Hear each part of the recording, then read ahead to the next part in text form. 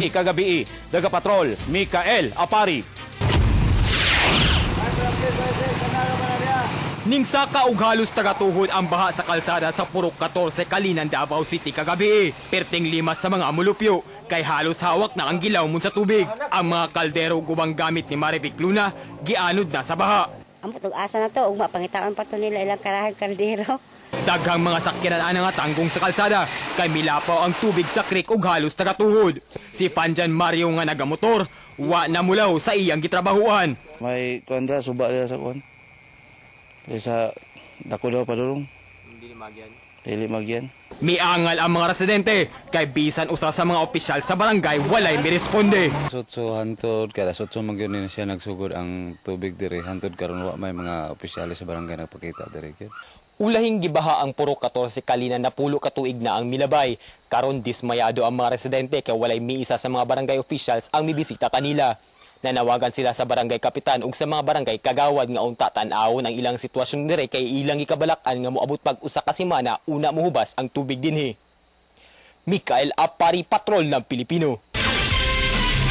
Dismayado ang grupong nagkadiwa nga misupak sa pagbaligya sa 729 hectares nga bulawanan sa Diwalwal kay wala sila pasudla dihang ilang gi-file unta ang petisyon para sa permanenteng pagpaundang sa bidding sa pagbaligya sa lapad nga luna sa Diwalwal diha sa Philippine Mining Development Corporation kon PMDC niadtong Biyernes. Busa gipangpilit na lang nila ang mga mensahe isip protesta sa bidding. Dayon milahos sila sa opisina sa DENR 11 ug ilang gihatag ang petisyon nga nakalaki pa ang 1,000 ka mga pirma sa mga minerong supak sa bidding. Gidawat sab sa DENR pinagi ni Regional Executive Director Jim Sampulna ang petisyon. Sina sa PMDC amo gyapon kini nga pangusgan ug hangtod ug asa kutob ang among pakigbisog ngaron tubagon sa maong lokal o ngadto sa nasyonal nga pagagamhanan nga ipakita nila ang pagsuporta ngadto sa mga gagmayng minero diha nasulod sa Diwalwal Mining. PMDC Gideklara sa PNP ang full alert status sa Tibok Mindanao sukad kagahapon. Busa, doble ang pagbantay sa mga pulis ug sundalo sa checkpoint sa ilang tibungko gawa sa pag-inspeksyon sa mga bagahe. Ginakapkapan sab ang mga pasahero. Ing-ani sab ka hugot sa Ecoland Terminal. Wa say panlutsong bagahe nga di ma-inspeksyon. Sa Davao International Airport, gawas nga gialerto tanang gwardya naa say K9 dogs nga gigamit pasidaan sa kapulisan nga magbinantayon aron mapugnan ang bisan unsang pagpanimalos nga posibleng ilusad sa Abu Sayyaf human mapatay sa mga pulis ang 3 ka mga bandido sa enkwentro sa Special Forces sa PNP didto sa Sulu. Full alert, meaning we account all personnel must be updated of the situation, accounted, all personnel accounted, and those who are required directed to perform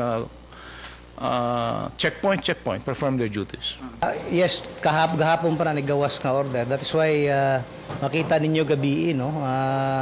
There were a lot of checkpoints nga gipahigayon ng ato ang Davao City Police Office in response.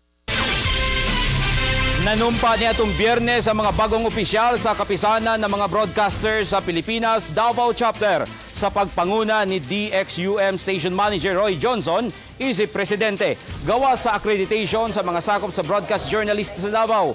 Tumong sa bagong linya sa mga officer sa KBP Davao nga mas mapalambo pa ang kahibalo sa mga miyembro sa responsableng pagbalita. Gani, nagpailam ang mga sakop sa KBP Davao sa briefing kauban ang Davao Police para sa saktong coverage panahon sa emergency. Lakip sa programang gihan ay karong tuiga ang Sports Fest sa tanang accredited media outlet. Pasalamatan ang matagusanay na parang konsultan. We hope to improve more. Maukat to ang kinatibukan sa TV Patrol Southern Mindanao. Gihatod namo ang mga balitang angayan ninyong masayran. Tungol kay bisan asa ang balita, tuwa kami. Nag-aalagad kaninyong sulod na sa 21 katuig. Bisan asa sa kalibutan. Mayong gabi.